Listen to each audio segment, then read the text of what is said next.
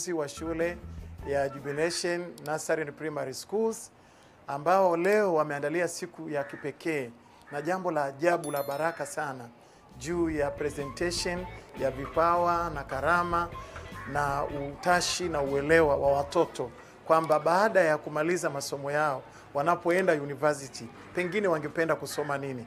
Hapa tunaangalia taaluma, tunaangalia uwezo wa kujitambua tangu wakiwa watoto. Jambo hili ni jambo ambalo ni si la kawaida katika shule nyingi. Hii wame add value katika taaluma yao na mtaala ule wa elimu, lakini waka add value kutambua mtoto anapaswa kuwa nani.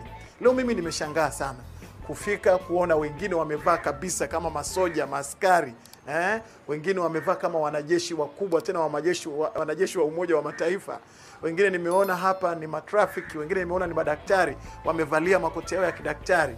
Wengine ni mapadri, wachungaji, nimeona wamevaa majoho yao kabisa, utafikiria anaongoza misa.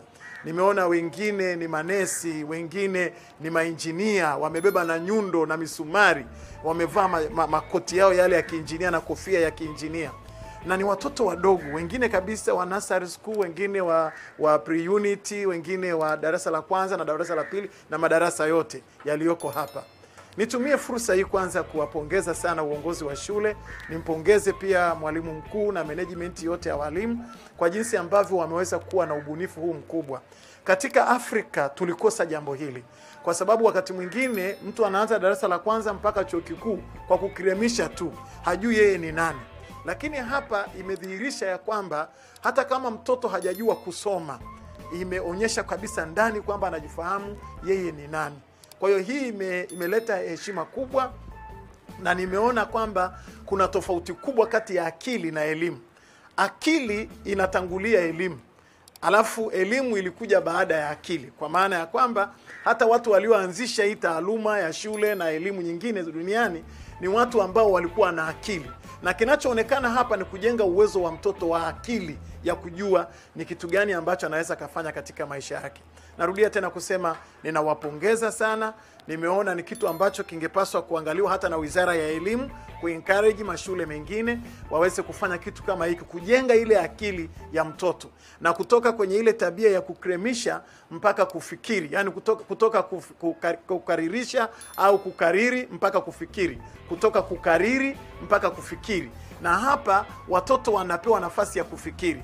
Na hili kama mzazi mimi nilipofika hapa nimejiona pia mimi mwenyewe pia ni dhaifu, kwamba mtoto wangu nilijua kabisa anapenda kitu fulani, lakini kule kwenye rumu yake nimeweka huko picha za samaki, picha za kuku, sijui michoro ya ajabu ajabu. Lakini leo mimi naita fundi akaondoe vyote, nitengeneze vile vitu ambavyo nimeona mwanangu hapa akipenda anapenda hiyo taaluma, nimwekee zile picha na vile vitu vingine ambavyo pengine vitamuencourage katika taaluma ambayo nimeiona ndani yake, ili akilala alale anachokiona chumbani ni ile taaluma yake, akiamka asubuhi kile anachokiona chumbani pia ni ile taaluma yake. Na hii tutaendelea kujenga wataalamu ambao kwa kweli katika bara la Afrika, mimi naweza nikakiri shule hii ya Jubilation inaweza ikawa ni ya kwanza kwa bara la Afrika kuona na kutengeneza vipawa, na si tu vipawa vya kuambiwa kwa maneno. Watu wamekuja wako kwenye uniform ya kazi.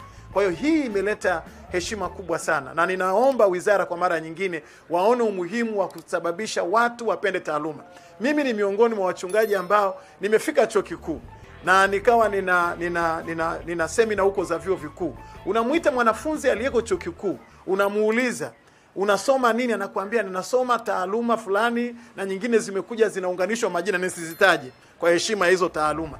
Lakini mwisho ananiuliza, hivi baadaye nitakuja kuwa nani? Yaani hivi hii taaluma niliyoitaja baadaye, yani inakuja kuhusika na nini hasa? Ni kitu gani ambacho nakuja kukifanya? Yaani mtu yuko chuo kikuu anasoma, lakini hiyo taaluma yake ina mlolongo wa mambo mengi, sio biokemia, sio what. Alafu mwisho anasema, hivi nitakuja kuwa nani? Yaani nitakuja kuwa hivi, hii inaweki vipi? Sasa ukifika mpaka university na haujui taaluma yako inafanya nini, hii ni hali ngumu sana ya kukremisha ambayo wakati mwingine watu wanatumia. Lakini kwa hii ya kuanzia kutoka kwenye ground root kama hii ya shule ya msingi, na watoto wakaanza kuelewa na wakakuwa wakiwa wanajifahamu, na wazazi tukaencourage kule chumbani, kama mtoto anataka kuwa daktari, weka kule chumbani picha za hospitali, picha za vitanda vya wagonjwa, zile michoro ya kuonyesha kwamba zile kila kitu ambacho kinafanyika hospitalini, ili akilala asubuhi aone hiyo taswira ya udaktari, akiamka aone taswira ya kidaktari, akilala aone taswira, akiwa anavaa chumbani kwake. Hii itamsaidia sana kumencourage. Na hasa hizi presentation ambazo tumekuja wamepresenti na wazazi tukiwemo. Kwa hiyo hata mtoto akikua anajua kabisa nitatunza discipline yangu kwa sababu nilishawahi kufanya presentation, mimi nitakuwa daktari. Kwa hiyo lazima ayapende masomo ya sayansi. Hata kama ni magumu, atakomaa nayo tu kwa sababu tayari baba na mama walishaona kabisa kwamba yeye anapenda kuwa daktari. Kwa hiyo mimi nawapongeza kwa mara nyingine na nawatakia baraka za Mungu. Mungu awabariki wazazi wote, na wazazi na waombea maisha marefu. Mungu awape maisha marefu, awape na fedha, mlipe ada kwa wakati. Mungu awabariki sana.